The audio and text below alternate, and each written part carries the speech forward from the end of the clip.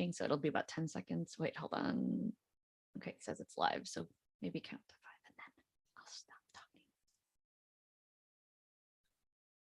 talking. All right, here we are.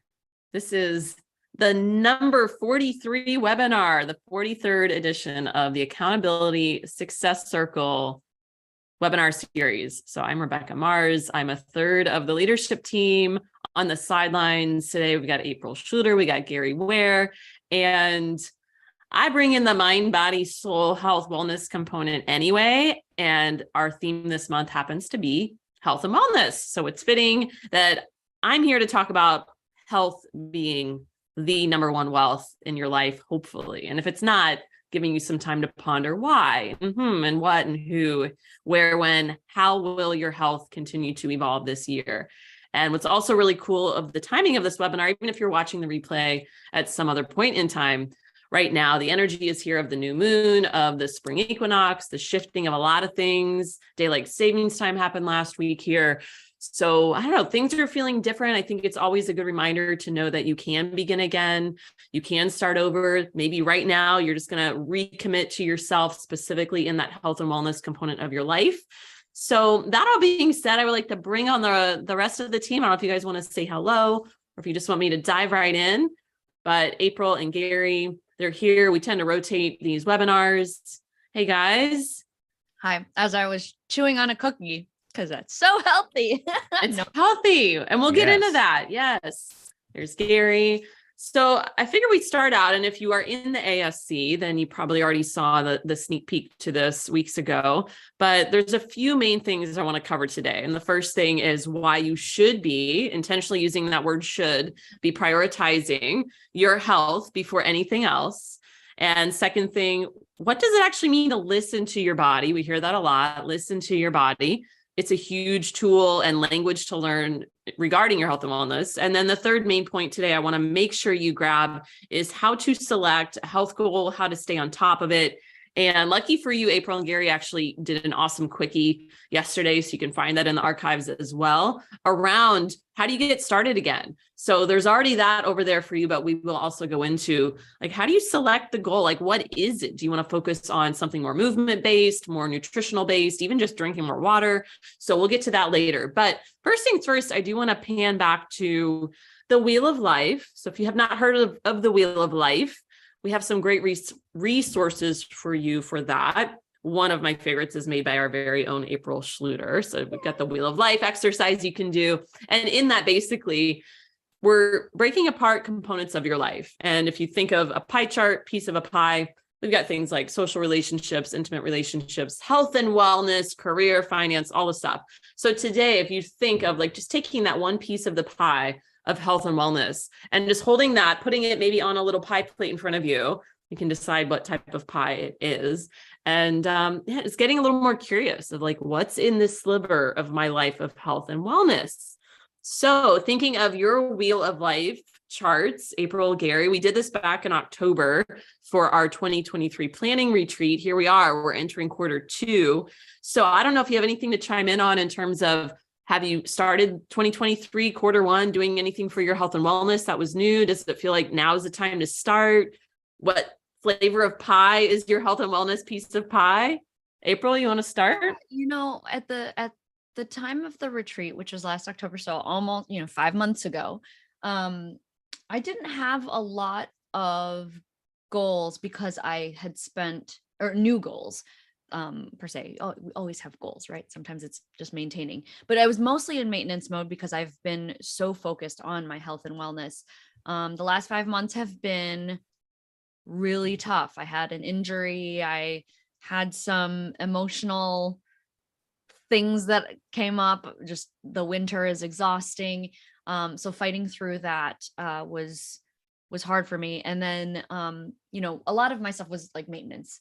I was ramping up the amount of sleep that I was getting by just an hour, setting, new races, which I raced a lot last year and I'm doing that again this year. I'm looking up this way because my plan is up on the wall. I was going to fine tune nutrition and strength, which meant drinking more water or just drinking water. And, I had a certain weight goal. I had like all of these things that I wanted to do, making sure I'm taking supplements to add to my body, all of this stuff that is, nothing crazy, because I was already working out a lot. And, I felt mentally strong in all the things. But it's been a challenge. Like, I definitely am not meeting my weight goals. I'm just up by a little bit, but I think it's also changing the type of exercising that I'm doing. I'm gaining a lot more muscle, so grappling with that. And I think I tried to set up some really good routines with water and whatnot, but those have kind of fallen off the wagon. So trying to get back into it. I've got my water here. It's trying again today. So and every day. So that's kind of where I'm at with goals. Gary, how are you doing? Yeah, for me, health and wellness was a bigger priority than it had been in previous years. Mostly because I have two young kids, and it's my goal to continue to stay spry and be able to keep up with them. But then also over the last year, I've had some like health issues with like food sensitivities and stuff like that. So for me, the focus was on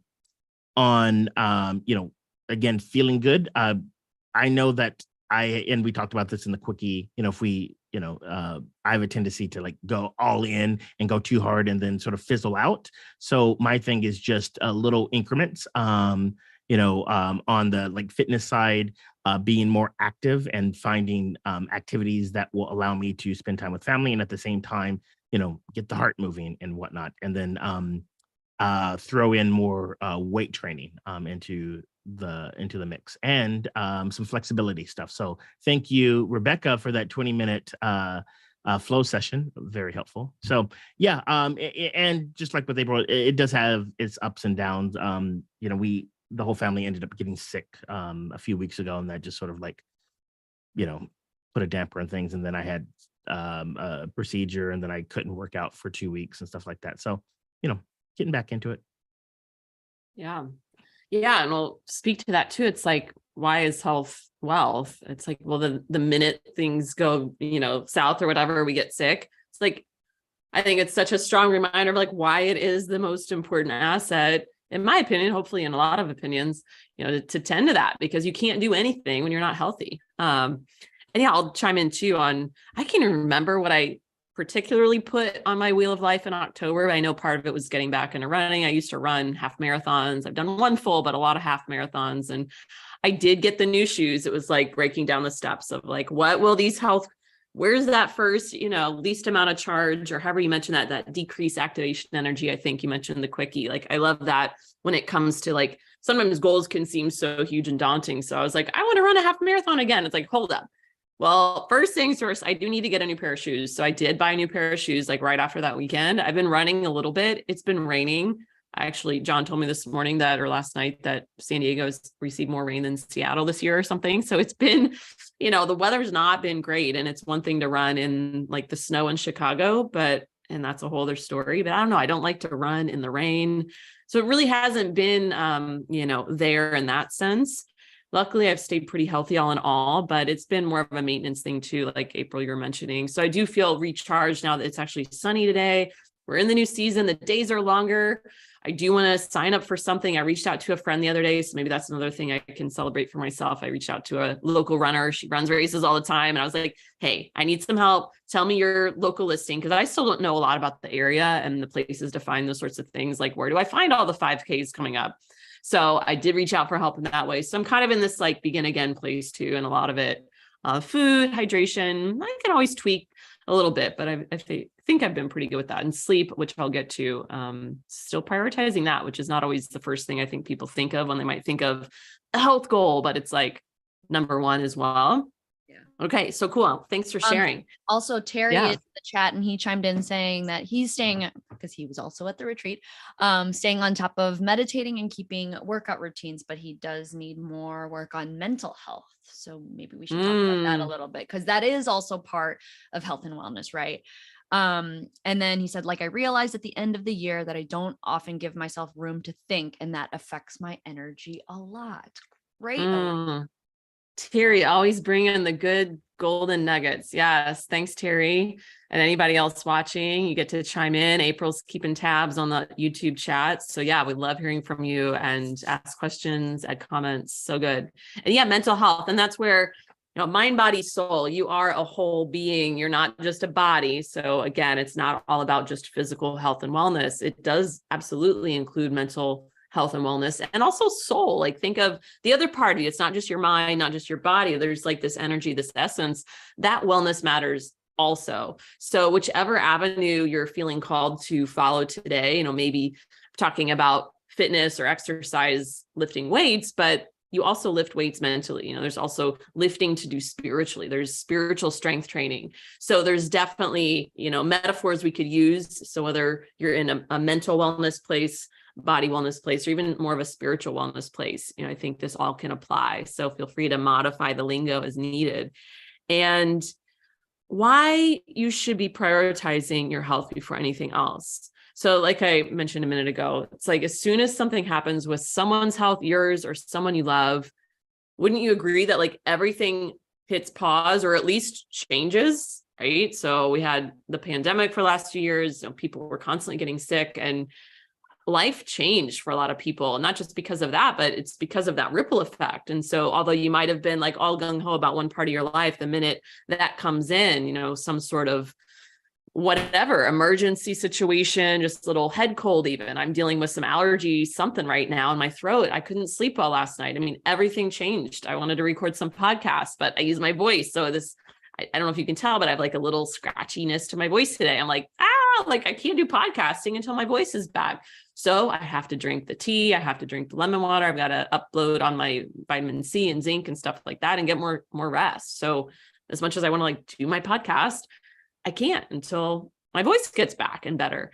So there's just things to think about when you like maybe zoom out for a second and think of the other goals in your life. And imagine, I don't want to put us into like some dark, visualizations, but what would happen if you got sick? What would happen if your partner or loved one, whatever, got sick, had an injury, something like that?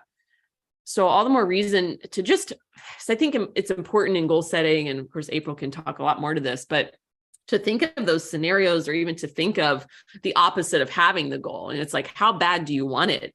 And I think it's important to have a little bit of that driving force underneath us of, yeah, I want this. This is going to be great. I'm going to go run a 5K, but it's like, so what's it going to take? What do I need to do to prevent injury? They both mentioned injury. What do I need to do to make sure that other side of the goal doesn't happen? And so sometimes that reverse engineering could be helpful, specifically around, what are you going to need to do to stay healthy so you can follow through with whatever goal, health, wellness, or career, or what have you. But April, do you have anything to mention around like when we set goals, maybe specifically health and wellness? Is there something to consider around like the what if it doesn't happen? Is there like, I don't know enough about like goal magic. Is there a way to use that in some sort of motivation, would you say? Well, I think that there's a couple things. I'm not sure that I necessarily know the goal magic, right? Because everybody works in different ways. But I think, when you're setting goals when it comes to health and wellness, especially because it's such a maintenance thing, there's going to always be unknown things that you can't plan for, right? Like you were just talking about, like, how do you prevent injury? And I wasn't trying to injure myself. I feel like trying to prevent myself from getting injured in my mind is like, don't run a marathon. Like your body gets so much toll from a half marathon. Like, do you really want to just like, is it really worth it? Right.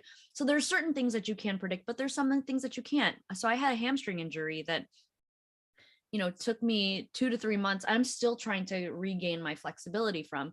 I wasn't, planning to get injured. But I was trying to be proactive and say, okay, it gets super cold here in Chicago. I don't want to be running on the ice, don't want to get injured. So I'm going to run on an indoor track. And then I got injured on the indoor track because of the turns, which my body's just not accustomed to. And I went too hard, too fast that day, woke up the next day. And then it was 3 months of like, oh my God, my leg hurts, and I had to rest it.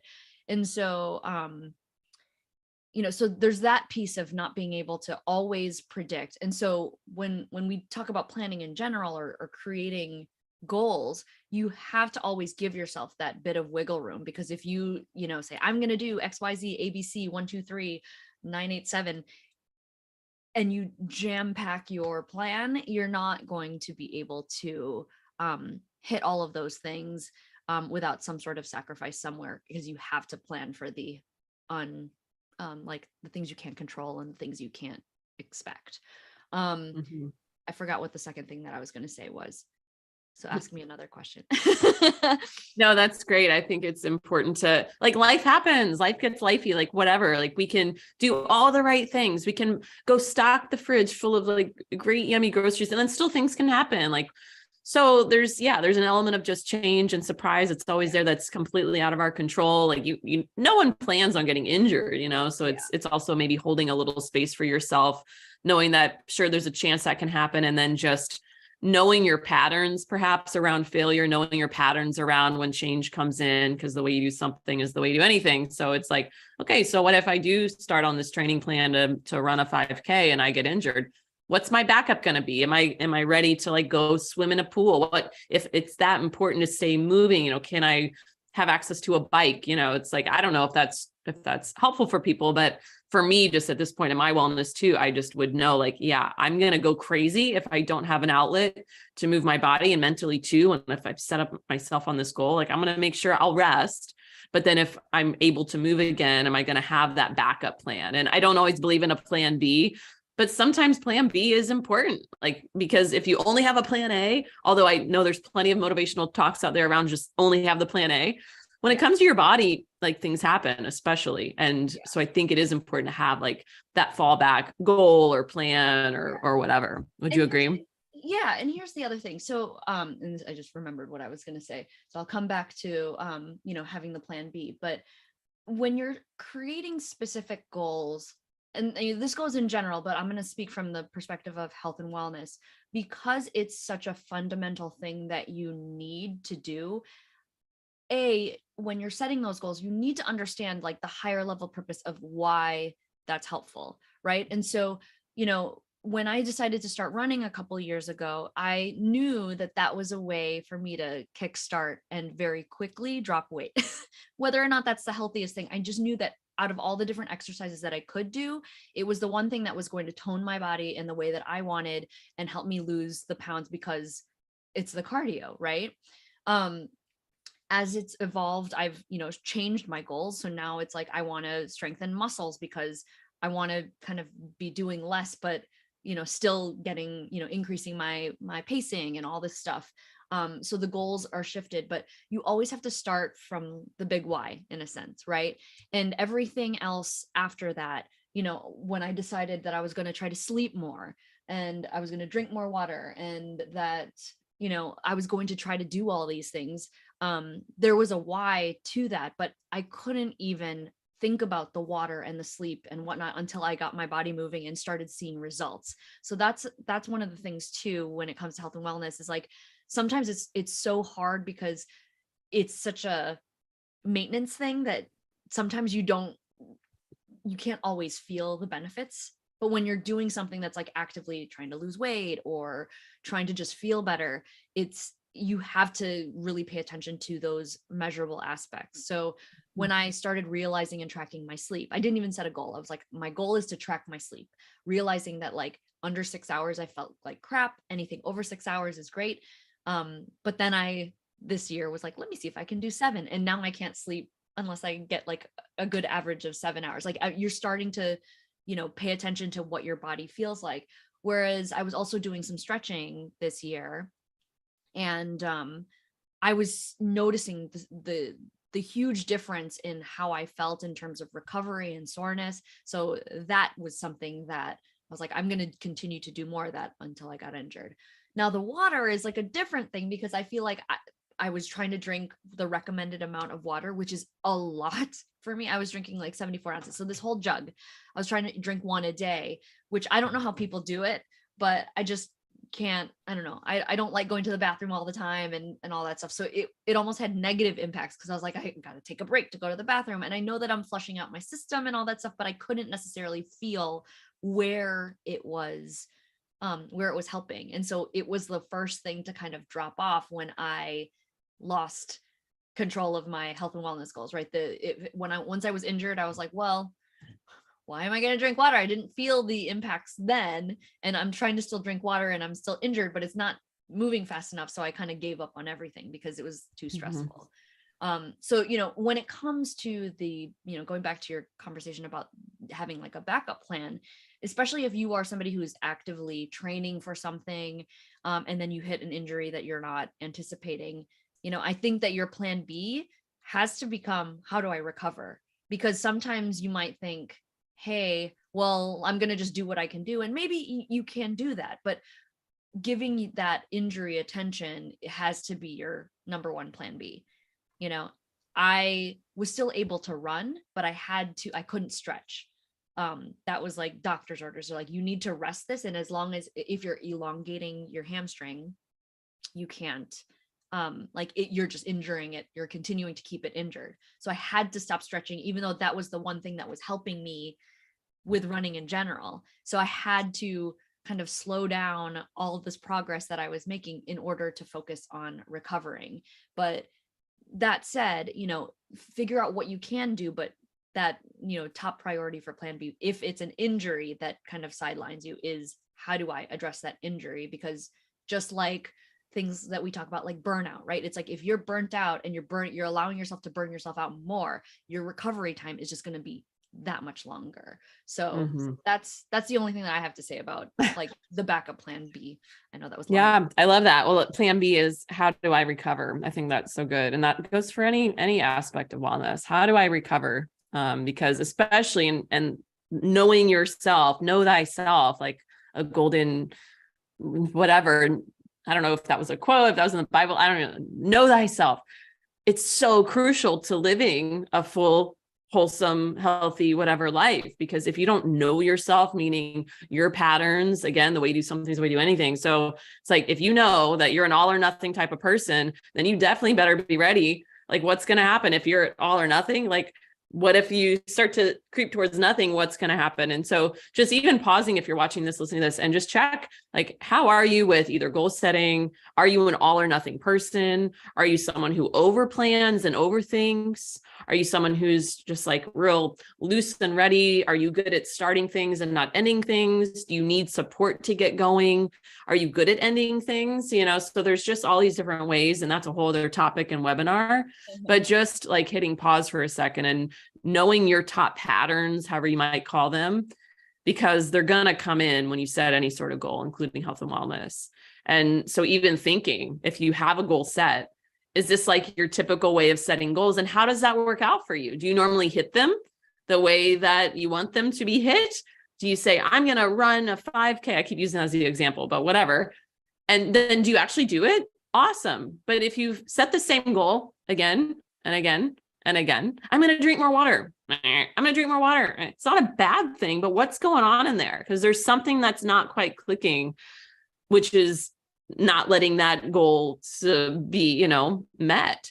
So at some point, I just think you got to know yourself. You got to know your patterns. You got to kind of hit pause, reassess, ask yourself, is this truly what I want? Do you have a deep enough why? And I love that Gary mentioned he's got his kids, like he wants to feel good. He wants to be spry, whatever words you use that were so good. And I remember years working at a gym as a personal trainer. People would come in, I want to lose weight. I want to get in shape. Awesome. You're in the right spot, but that's not enough, right? Like you can walk in the gym door. That could be the hardest part, but then what? And so as a trainer, people would get these free sessions. I think a lot of gyms still do this. So just side note, go to the gym, ask for a free session with a trainer. Usually they're there because they want to get you going. Maybe you do need to hire a trainer for a little bit, whatever, but we would sit with them and we get all their stats down and their this and their that and their goals. And then the big question of why do you want this? And most people will freeze up when you ask them, why do you want to get in shape? Well, I don't know. I want my clothes to feel better. Okay, cool. But like, why? And people, I mean, it would like sometimes just like draw it out. And we've talked a lot about having whys here in the ASC and goal setting. It's so important, but specifically around your health and wellness. Why do you want what you want? So we would sit with people and finally you want to get to that. I'm sure there's a term for it in, again, like goal setting, motivational talk, but it's like, what's that core why? Knowing your why. So whether it is so I can run around with my kids, whether it is so I can travel till I'm 90, whether it is, I don't want to end up in a nursing home or like whatever, I don't know. There could be so many deeper whys, but there's something more to just like, well, I want my pants to fit better. That's awesome. But why? Well, I want to feel more confident, because when I feel more confident, then I know I'm going to take that next step in my job, or I know I'm going to reach out to that person I've got a crush on, so there's always like that deeper thing to connect with. Like, well, why do you want to lose a few pounds? Why do you want to finish a 5K? Well, I want that sense of accomplishment. I've never really finished anything in my life. So I just think like crossing a finish line would feel awesome. Cool. Yeah. So it's like that why is actually that you want to feel what it's like to complete a race, because then when you complete a race, you're going to prove to yourself that you can complete even more in your life. So just pausing myself there before we move to the next bullet point, but just kind of marinating in, what's your why from this day forward, because you can't change the past anymore. Who cares what your health and wellness goal was in October, right? It's like good to reflect. And then here we are. So also just if you need to like literally wipe the slate clean, I've had a lot of that energy around me right now, this week, this month. I'm like, I want everything to go. I just need to start over. So just letting yourself begin today, moving forward. What's this new goal? We'll keep working on this throughout the webinar. And what's your why? Why do you want it? Whether it's for mental, physical, spiritual, emotional health. Why do you want it? You maybe write it down if you can. And then even just like, why? Is that a deep enough why? Is that a deep enough why? And you can comment, let us know if you're in the ASC, make a post about it, reach out to us and say, hey, here's my why for my health and wellness goal. And then if it's not deep enough, we'll let you know, we'll keep pulling it out of you till you get to that core, like, oh, because you want to feel it. You want to feel like that's why I want to do it. Because that other stuff might seem superficial. It sounds good. Everybody says I'm joining the gym because I want to get buff, like whatever. So there's Gary. Hey, do you have something to add in on here? Wow. I did not mean to do that. But since I'm here, I will chime in. Please do. Rebekka, like you bring up a good point about like really taking time and drilling down on this, because like you said, your health is the wealth. So this is not something that's like a one and done, like, all right, cool. Yay. It's something that you should really, you want to feel it. Like it wants to feel like something. And then if you're overwhelmed, all right, work on something. Like, it's not like you said it and then it's done. And then one other thing, if I can chime in, because we've been talking about goals, something I learned recently, and I feel like it's applicable to health, because health is not like a in journey. We're like, oh, cool, we are done with health and health is done and we go on to something else. It's something that it's always going. And so we've heard of SMART goals. There's a new type of goal that I feel like it takes the sort of the hustle and burnout out of the equation. And it's called FUN goals, FUN. And the F is flexible. So like when you think about your goals, how can you, again, be flexible? And when it comes to health and wellness, we need to have a lot of flexibility, because I feel like when we get too rigid and life gets lifey, then we end up falling off the wagon. So that's the F. The U is, uplifting. So how can we make it, and again, with health and wellness, like it may be overwhelming and you might think of like the D word, diet, or like E for extra, like, hey, how can you reframe it and choose a different word like nutrition or train, so uplifting is the U, and then the N is numberless, which means that it's all about consistency. So it's not like, so for example, this was something that I had to come to terms with, like when I was, thinking about like steps and all that other stuff. Well, some days I can get more steps than others, but I think the main goal is to be active. And so, and I know it's challenging for some people to take the number out, but again, with some of your health and wellness goals, maybe it's just about just consistency and not necessarily get too caught up on the number, because that again can add too much stress and then we drop out. So anyways, just want to throw that in there, and then you can sort of reflect on that. I was just trying to change up the camera angles and I messed up. So ta-da! Your face was classic. Yeah, that's so good.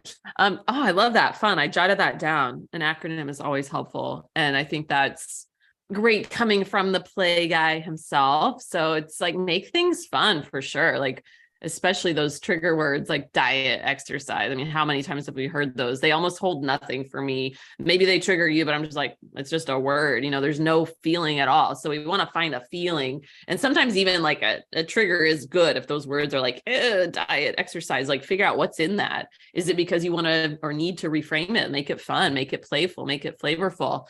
You don't have to go to the gym to get in shape by no means, right? You can go to a climbing gym, you can go to a playground, you can get outside, like you can just whatever, park your car far every time you go to your favorite store, just like make it a game, put on a podcast you love, put on your favorite song, like move around for 5 minutes. Like, yeah, I love that fun FUN goal setting. Okay. So we've talked a little bit about like feeling it. So I want to get into like listening to the body. And I think maybe in a past webinar, I did a little bit on this, but today talking about like setting goals and talking about like feeling the status of health that you want in your body, and your body's always giving you signs. And we can talk all day from our brain, but I think it's so important to check the body, because especially now more than ever, there's more research on this. There's more research on the nervous system and the way it's, brain and body is definitely connected. It's not just like this, Eastern, whatever philosophy thing that was kind of the way it was looked at for a long time. Now we have like Western medicine even saying like, yes, there's something to this brain body connection. It's not just about brain, it's about body. So that being said, if your body has this language, listen to your body. How many times have you heard that? Probably a lot. Listen to your body. If you need a rest, just listen to your body. It's like a phrase that I think people use, but like, what's it mean? And I've come to translate that into, well, there's a language that your body speaks. So like any language, you're not going to learn German overnight. Like it might take time to start to understand what language your body is talking. And even right now, we can do like a very brief practice of just taking a moment, maybe putting the pens down, dropping some attention down into your breath. Just notice, how are you breathing right now? And maybe you choose to look away from the screen if you're watching this. Look around the room or close your eyes and just start to feel the breath moving in your lungs. Start to feel your belly relax. Start to notice what else shows up when you shift your attention down, especially for the overthinkers out there. All that head energy, can you already feel it trickling a little bit more into your shoulders and down your back? Notice how you're sitting. Can you feel the weight of your seat on your couch, your chair, wherever you might be? And notice the texture of that chair, of that cushion, of that surface. You feel like you're sitting evenly or standing, whatever you might be doing, right and left sides of the body. And even down into your feet, just notice your toes. Maybe give the toes a little wiggle spread and just kind of feel they're down there. And just remembering that you do have this great tool, this great vessel. This is the place of most of your health. You want to think of physical health, especially. And then the body also is the temple. It's the home of your soul, your spiritual health, and your mental health, all connected. So if you like to open the eyes or not, just kind of remembering, even just through a few breaths, that was probably a minute of just, oh yeah, got a body. So especially if you've been on this like physical goal setting thing during this webinar, it's like, that's where it's at. So what's the body telling you? So sometimes, or all the time, the body will whisper before it yells. And so in terms of listening to the body, you may not even understand its language, but you might understand its volume of language. So those little whispers come in. And so whether it's pre-injury, so taking like April's hamstring thing, if she was really, and we can ask you this in a second, April, if you're willing to go into it, like, were there warning signs? Like, were there warning signs? Like the hamstring was starting to say, hey, I need some support. I need some strength. I need some whatever. It's like, probably so. Usually there's like that little tickle before you like get the full on thing. And it's like, are you listening to the body? And if we're not used to listening to the body, we might not notice the whispers because we're just that like in a different realm of living. But the body is always like going to be there giving you little warning signs, and the body speaks the mind.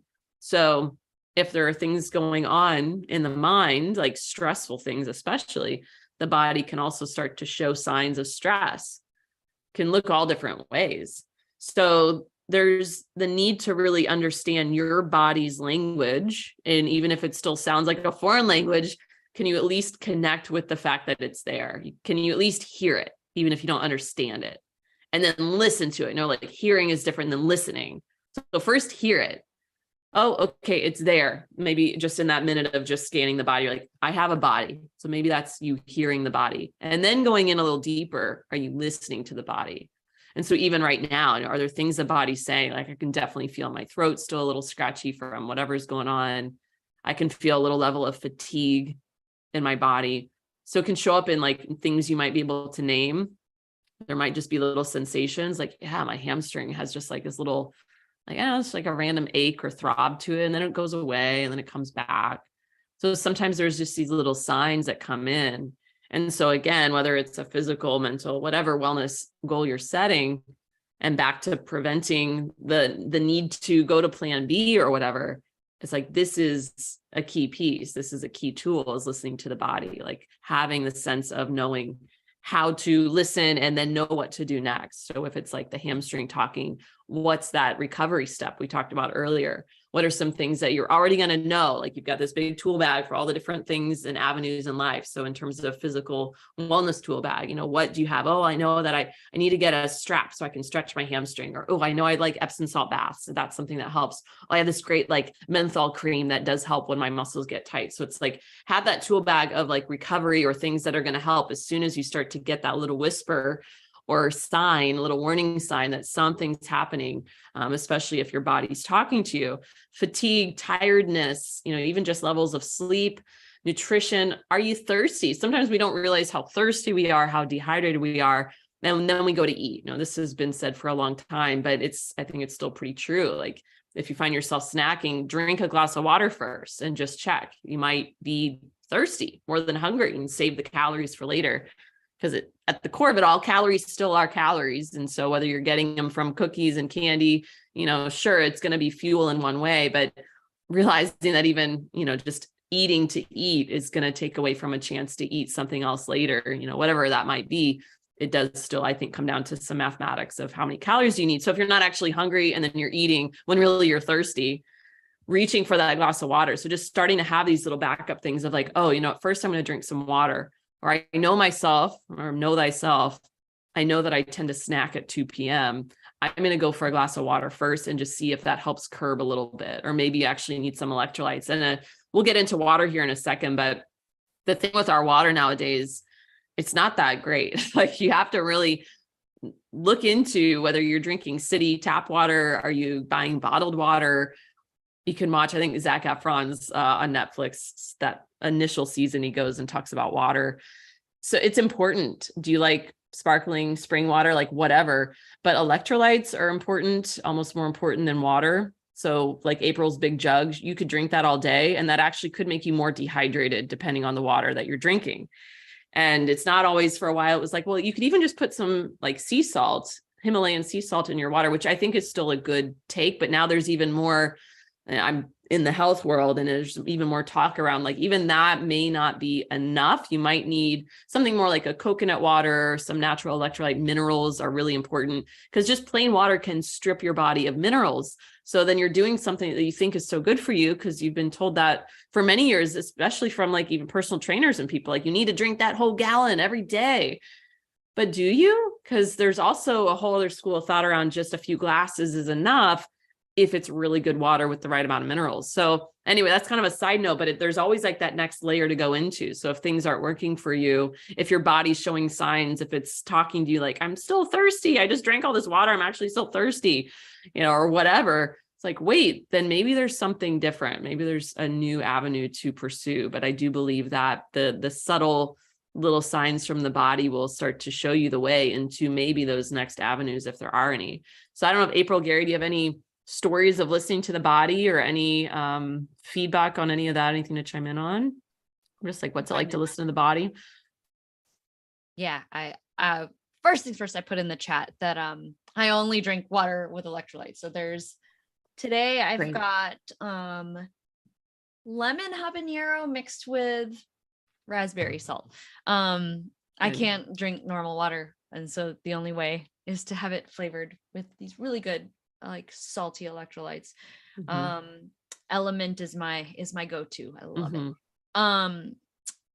In terms of listening to the body, I know you mentioned, did I have an inkling about the hamstring going out. I did not when it initially happened, but what was interesting after it happened was that, and I tend to do this all the time, and I don't know if you guys feel this way, but like, because I'm stubborn, I'm in denial initially, like, oh, well, maybe it's just a one day thing, right? Like sometimes you wake up and your body feels like out of whack. Maybe you slept wrong, or your neck is hurting you, and you just kind of like push through it because you're like, well, it's new. I'm noticing it, but like, okay, I'm just gonna go. But then you kind of get to day 2 and day 3, and if it's still lingering, it's like, at what point do I say like, I need to pay attention to it now because it's not doing well? And so I know that the day that I injured myself, we were doing a 7-hour car ride that next day, so that was uncomfortable. And then I ran the next time because it didn't hurt enough to run, but it was nagging. Right.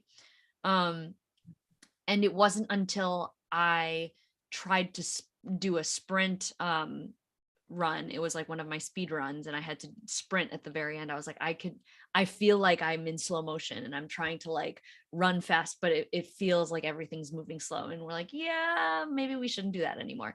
And then after talking to like a chiropractor, doctor, whoever, they were just like, yeah, let's rest it. I mean, you can still run, but you don't want to lengthen it because that's going to aggravate it more. So it's like I was listening, but I was also like, well, what can I keep on doing without like exaggerating? And I always need that external accountability to tell me like, April, you're overdoing it. But I can also listen to the point where I know that something's not right.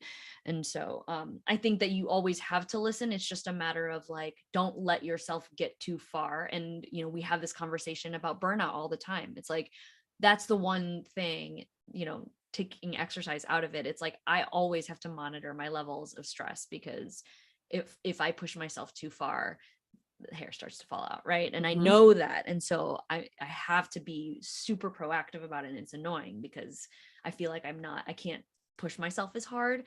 But I also know the consequence. And so, not listening to your body and waiting until your body like starts to show you in different ways is not fun. And so the advice that I would give is that like, there's nothing in this world that is worth like pushing yourself beyond your level of like comfort. I mean, occasionally, but like consistently pushing yourself beyond your limits, is not sustainable. It will come back and bite you in the butt eventually. So if you need to just know where that limit is, then go for it.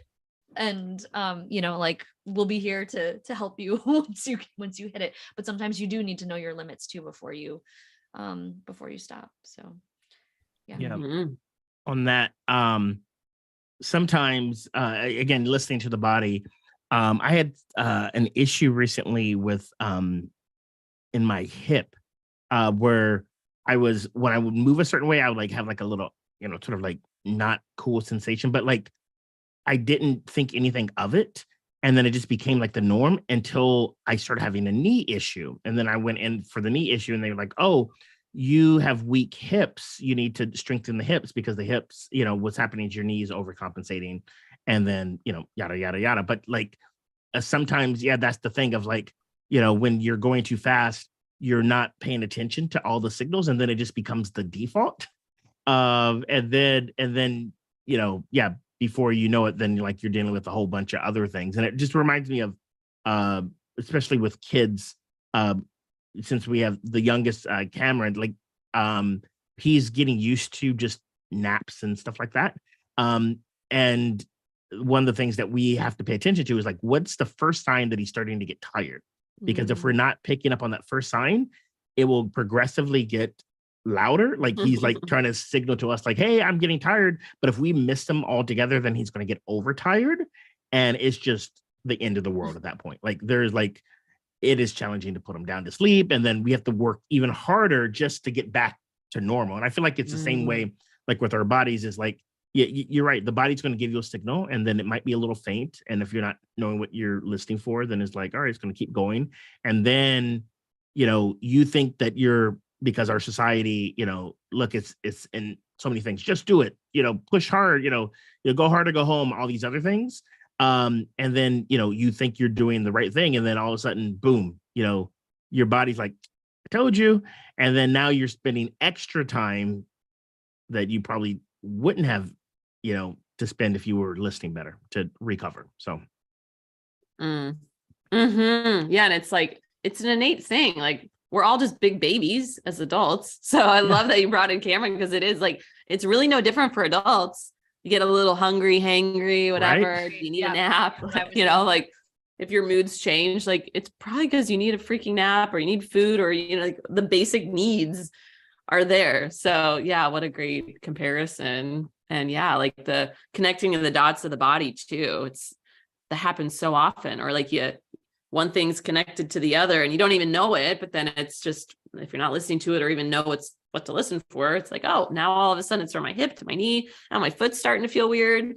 People come to my yoga class all the time and we start talking. I'm like, okay, although this one thing hurts, like then they start talking about all the other stuff. I'm like, it's all connected. And so at what point did this start? Can you think of when you first felt this? And so there's a journey of all of that, but yeah, so good. Yeah. Listening to the body. Oh, so I want to squeeze in the final bullet point and then we'll kind of loop back through and see if there's anything lingering. But the third point today that I wanted to make sure we got to was, after all of this, how do you select a health and wellness goal? And how do you stay on top of it? And so, as I mentioned at the beginning, there's that quickie from yesterday. So good with April and Gary. They go into some simple tips on starting some sort of plan. And that being said, if you're watching this today, just take a moment and just think, where are you at with your health and wellness? Is there a goal that's already come through you? Have you written it down? Would it be helpful to go grab a piece of paper and a pen? And I want to go through the points. If you were at the ASC retreat, this is similar to what I talked you through then. And I think it's an important thing to do kind of weekly, daily, monthly, however frequent you need. So if we take health and we break it down into what I consider the main things, there could be more, but I don't know, sleep, rest, number one. Not always did I put this at the top of the list for everybody, but I think now more than ever, we all need more sleep. Number two is your food, your nutrition, the fuel you put into your body. So even if you want to get in shape, you have to fuel your body for that. If you want to lose weight, like 80%, some rough estimate, always there, 70 to 85% of that is actually your nutrition. So you could work out daily, you could do all the things, but if your nutrition is not right, you're probably not going to hit the goals you want, whether it's to put on more muscle, whether it's to, this is the personal trainer in me talking, but so nutrition is key. Number three in that kind of looped in is water. And you could probably put those together, food, hydration, just the fueling for your body. So I already mentioned water earlier. And then movement. Now, all this being said, if you're someone who has not moved from your seat in hours, prioritizing movement in that moment, yes. If you're someone who has been sedentary for most of their lives, if you have not ever done some form of strength training, because it's more than just putting muscle on. When you strength train, you're building bone mass. When you hit your 30s, you're already starting to lose muscle mass and your bone density is decreasing. It's part of the aging process. And there's a lot of great things now coming through on the aging process. It's not necessarily about a number. That being said, you still have this body that is going to age at some point. We live and we die. So wherever you are in your life, just understanding like at some point, it's not just about the physical appearance of things, like all these things. As much as we're saying, pick up some sort of running cardio habit, get to the gym, lift some weights, whatever, it's also deeper than that. So if you needed to just hear that today, that it's actually for your longevity, your personal lifespan, your bones require impact and light impact. They require weight-bearing moves. A plank is great. Like get down, do a plank, go to the gym, lift some weights, like whatever, get some stuff at home because you need that. So although I kind of put movement or exercise at the bottom of the list, it's almost like remember that we're built to move anyway. It's kind of a no-brainer in my eyes, but I get where we're at as a culture and the way that we've been groomed. Our ancestors didn't have cars, but we drive a block down the street. I do it to grab like some bananas or something. It's like, I'm just going to drive a block. I'm going to drive a mile. But back in the day, that's not the case. Not until just whenever the car was invented, not that long ago, did we have this convenience of not walking everywhere. So I always love to start with just walking as a movement thing. And so today, this could be something that's like a goal, but to me, it's just like, it's not even in the list. It's something that I think we all should be doing as moving, breathing beings, is moving our bodies. So anyway, back to the pillars here. You got your sleep, you got your food, water, nutrition, and then you got your movement. So in that, if you want to rank yourself, how's your sleep right now? You have a scale of 1 to 10, maybe you have a different grading system. Just take 10 seconds and think, how is your sleep right now? Sleep/recovery, however that works for you. Okay, think long, think wrong, then be honest with yourself. Go into nutrition. How's your food right now? Are you eating good food? Are you eating real food? We've got a lot of fake food out there. I eat some of it too. I'll speak to that in a second. So how's your nutrition? Are you eating enough? Are you eating the right foods? How's your water? Are you drinking enough water? Are you getting that right spring water, electrolyte water, like whatever, however you want to look at water? Hey, Rebekka, I know you were talking about, should you be drinking X amount? What is your philosophy on water? Because I've been told, take your weight, multiply it by 2, and divide it by 2, and that should be the number of ounces that you take, and then maybe 15 to 20 more if you're very active. Yeah, I've heard that too. I don't know if I ever stuck to anything. Like, I think this bottle is 40 ounces. So if I drink 2 of these a day, I'm happy. I have bottles of different sizes though.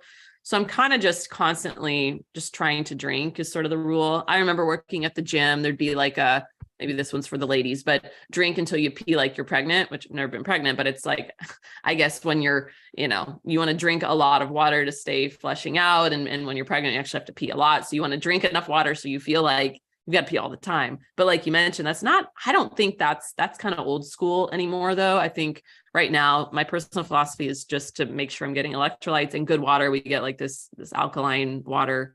So I'm not just drinking like tap water. I'm not buying bottled water, definitely not buying bottled water. Unless I have to, like I got a Fiji at the airport, but even some of those like Dasani and stuff, I'd stay away from that. That's just like marketed crap anymore. So my take is like, get good water. And if you only have a little good water, I think that's better than a lot of bad water. And so if I were to drink 2 of these, that would only be 80 ounces, but because it's good water, I usually will feel okay. But I do use the Noon Tabs or the LMNT. So I think, again, like quality over quantity is actually the name of the game anymore. So it's almost a little less, but the exercise piece. And if you're someone who sweats a lot, I teach hot yoga, so I have to be careful with the heat. I do tend to drink more. I probably had one of these just in a hot yoga class alone yesterday when I was teaching. So some days I'm getting like 3 or 4 of these. So it's not a real clear answer, but I think it is important for people to look into, their personal habits with water and their exercise, and then specifically the quality for sure. And quit buying bottled water, like get a reusable bottle, plastic or whatever. I think that's a good first step. And then just figure out how you can get good refills in that, and look into your city's tap water, because some cities have good water. We were just up in like way out of nowhere, Washington, and that water tasted great. It was probably from like the snow or something, so sometimes it might not be a bad thing to just have tap water, but you can find that on your city's water report. It's usually public info. So I just think we're made of mostly water, like, right? We're 85% or something water. So it really is important. Our brains, as soon as we're dehydrated, our brains start to literally shrivel up. So it's definitely something that's very important. But in terms of how much you need, I don't know. I'm sure some personal trainer, fitness people out there will still be saying like, get that gallon and drink it all day, and try it, see how you feel. You can also have too much water. I forget what it's called. There's a condition where you actually feel like kind of drunk because you're just like over watered, just like a plant. You got to kind of find the right balance. It might give it too much. Too, it's also like drinking it throughout, spreading it out appropriately. Because like, I think this for me is like 5 glasses of water, which is not a lot, but like when I drink it like this, it's, I'll basically chug for a little bit, like every hour or so, as soon as I can start, and then I have other time. So I don't know. I mean, yeah. Well, and there's like trackers, there's apps, there's all the things that we can, encourage people to try to. I've even just a sheet of paper that has like 10 glasses of water. You mark them out. I've never really done that sort of thing, but I know people are really into like habit tracking. It could just be that, like, how many glasses of water do you like? Where are you at now? And you probably need more. Like, I think for most people though, they're dehydrated. I think I keep hearing that, like, we're chronically dehydrated as a people, just with the way that we move through the world anymore. And also waking up first thing in the morning, remembering you're dehydrated. So even though I love coffee, I always make sure I have water first. Sometimes it's lemon water. Sometimes I even have a little kombucha. I don't know if that's recommended by anybody, but it feels good for me to have just a little bit of that healthy bacteria for the gut. And then I have my coffee. So you just have to find your hacks with the water. So whether you're feeling like, okay, you've rated your sleep, you've rated your food, hydration, and then rate your movement. How's your exercise right now? And don't overwhelm yourself, but maybe just pick one of these for right now to decide, like, is there a goal starting out Q2, spring, whatever? Like, is there something that you're beginning again with? Start fresh. What will it be? And as you come up with that goal, you could write it down and then just check yourself right away. What's the why? Why do you want that goal? Like what we chatted on earlier. So just go through the process for yourself here, kind of in a nutshell. What's your why? And then even ask yourself, do you need support? Like maybe you already know, why have things not worked in the past? Like I see Terry had chimed in earlier of like, really like the idea of reassessing the why when you aren't getting the results you want. So if you're coming up against some things, you're like, this is familiar. I've wanted this before. What happened last time? Did you meet the goal? Like maybe you did say, I want to run a 5K and you did it. So what worked? And also, if you didn't, what didn't work? And if you need support, we had April's run coach on here in the past. So there's a webinar somewhere with Addie on here. Is it Addie? There are other professionals like in this community. There are other, there's 42 other webinars to check out and see if there's some resources in there for you. But do you need support? Is it actually time to go to the doctor, get a checkup? Do you already know that you need to do some physical therapy moves? If you're thinking about doing something, what has happened in the past? Oh, I remember my hamstring was weak. I learned I needed to strengthen it. Oh, my hips are weak. They told me that. So if I'm going to start doing a walking program, I better add in some hip strength. So then what do I need? Oh, I need to go back to my PT. Hey, will you give me some hip strengtheners or personal trainer or whatever?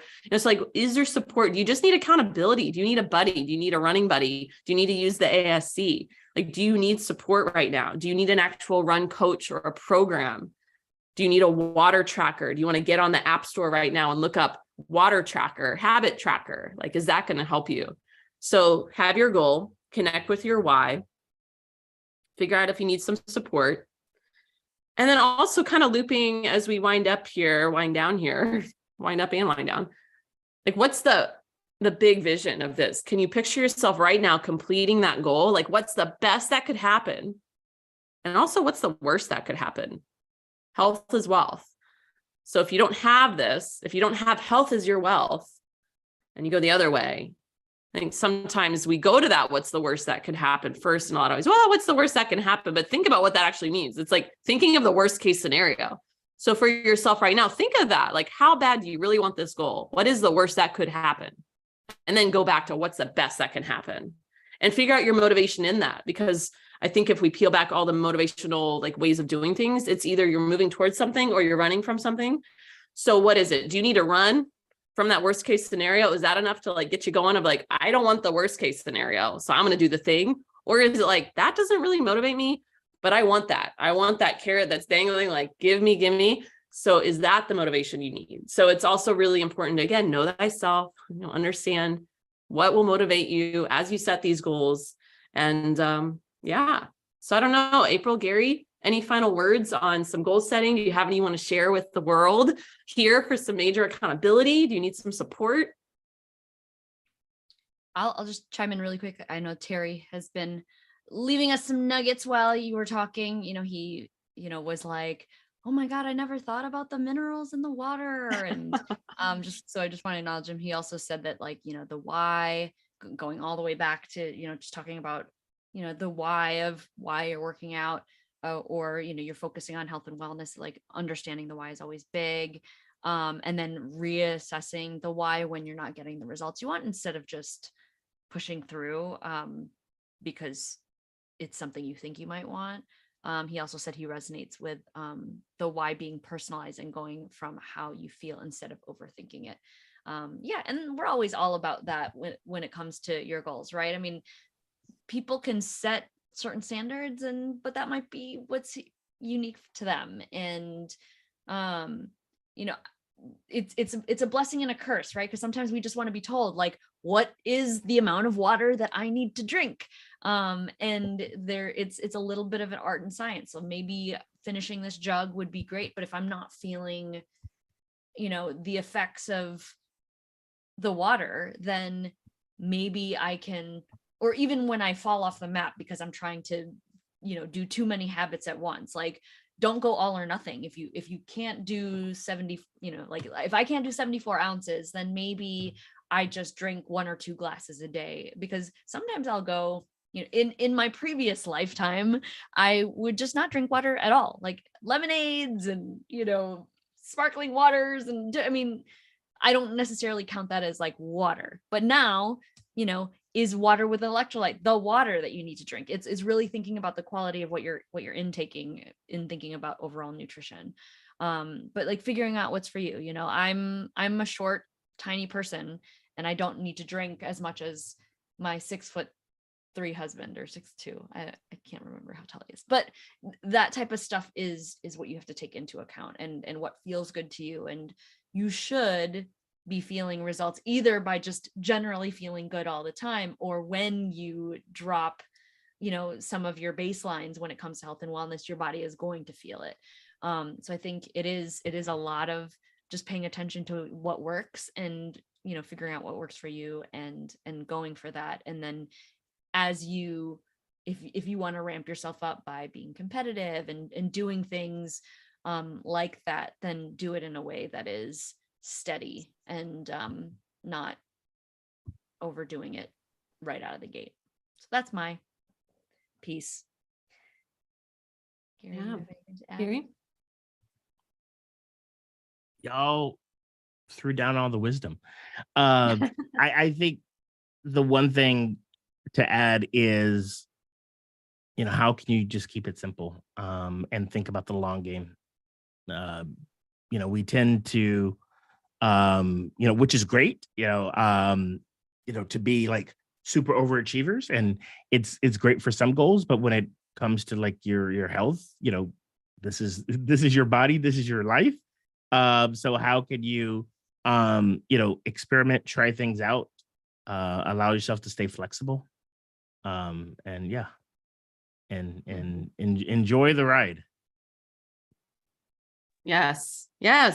Eat the cookies. Like, I didn't go back to the 80-20 or 70-30, or like, decide for yourself. But yeah, it's like, and still life is happening. So if you're someone, you know yourself, where you just get so into these things and it becomes like, this like struggle almost, like, no, back to the fun goals, flexible, uplifting, numberless, consistency. But yeah, that long game is key. And then enjoying life. So if it means like, you want to eat a cookie, eat a cookie. Don't eat 20 cookies, right? But have the cookie, stay up late, watch some movies, like, sleep will come back. But like thinking, I wanted to make sure I mentioned like the 80-20 or the 70-30, do these things for like 80% of the time, 70, 60, whatever equation works, and still give yourself that wiggle room, because I think we all know those moments where we went so like 100% in, and it leads to, as soon as you're done with the thing, it's like binge whatever that you were trying to avoid. So yeah, the long game is key in that. It's like recognizing again your patterns. And I don't know if I've ever seen someone like just really nail like whatever like intense goal they're setting, and then not have like a binge fest on the other side of whatever the thing was. So I think it's just, I don't know if anyone is an exception to that advice of just really like have some flexibility in any of these things, so you can avoid that total like downslope that could happen. Well, I hope this has helped people reprioritize their health, wellness, mental, physical, however you want to take it. And for me, I'm going to keep the suns out. I'm not going to run today because I need to tend to this sore throat that I have, but I know just for me to also chime in on this of just going back into, okay, cleaning things out, getting back on track. I know I feel really amazing when I run. It's something I've done since like 8th grade on my own. I was never a good competitor. So it's something that really does remind me of something that brings me just peace and reconnecting all the stuff. So I know it's really valuable, other than just like physically, getting some cardio health. So I'm going to make sure I reprioritize that. I'm going to look at the list of the races my friend gave me, and just remember that it is all a total journey with all these things. And also the top food tip to give myself, but also anybody, it's like, go through the fridge, go through the pantry, and just make sure you're not filling yourself with processed foods. I mean, it happens. We eat the stuff. We traveled last week. Of course, I ate stuff that I would normally eat, but just make sure you're getting real food. Like, let food be thy medicine, said thousands of years ago or whatever. It's like, it's true. So get the fresh fruits, veggies. Organic is definitely better, but also like start with what you can do. But especially this time of year, as things are like blooming and growing again, start to reassess. Can you eat more real food? Just period. Put some peanut butter on that apple, but eat some real food versus things where you can't even name the ingredients. Even right now, if you're snacking on something, can you name the ingredients? You know what they are? Because that's also a really great place to start. If you need some support on any of this stuff that I'm saying, please reach out. If you need some help with goal setting, please join us in the ASC. Any final words, you two? We're good. Awesome. Should I take it home? Please do. Yay. So you guys, this was number 43. We have done 43 of these webinars. There's so much knowledge and wisdom shared. And, if you are watching this as a member of the ASC, you either watched it live because you got on the event. Remember, that always gives you some chances to win our monthly contest, which is always fun. But if you are on YouTube and you just randomly typed in something like health is wealth, you would have probably seen this video come up. And I hope that it's been very beneficial to just sit with us for an hour. But we are the leadership team for the Accountability Success Circle. You can check us out at accountabilitysuccesscircle.com. We are a community that is focused on intentional goals, starting with, an annual planning retreat in October, and then really just supporting each other as we create actionable to-dos based on the vision that we create in October. And we spend the whole year just crushing life and focusing on making sure that we have fun along the way. So make sure you come check us out if you're looking for a fun online community to help you hold yourself accountable to goals that lead you to more happiness and fulfillment and fun. Check us out. And we'll be here next month. Our focus, because this month was health and wellness, next month will be money. So we'll be talking about, it's tax time. So we got to talk about some of the amazing things that we can do with our money to continue to help us live our best lives. So we'll see you next month if you are not a part of the community, and we'll see you soon. Otherwise, if you are with us in the ASC. So bye, guys. Thanks, Rebekka. That was amazing. Bye. Bye. And you're still smiling. I ended it on YouTube.